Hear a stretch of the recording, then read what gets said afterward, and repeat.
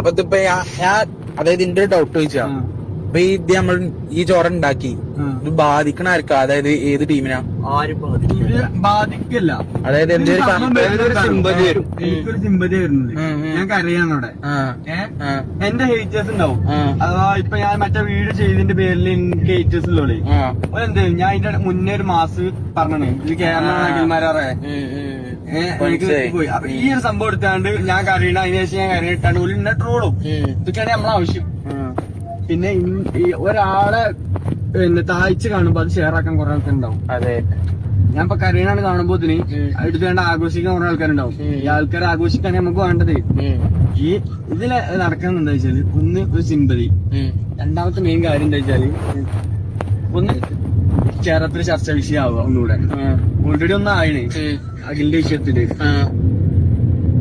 അതൊരു ചൂടാണ്. കാരണം നമ്മളെന്താ വെച്ചാല് ഈ ചൂടാറുന്നതിന് മുന്നേ തന്നെ ആവുമ്പോ ചിലര് കമന്റ് ബോക്സിൽ എന്തേലും ഫൈറ്റ് നടക്കും. എന്ത് ഈ അഖിലിന്റെ ഇതായിട്ട് ടച്ച് ആക്കിയാണ്ട് അതുപോലെ പറഞ്ഞോട്ടെ. പക്ഷേ ഒരിക്കലും ഒരാളെ പേരോ അല്ലെങ്കിൽ ഒന്നും നമ്മൾ പറയണില്ല.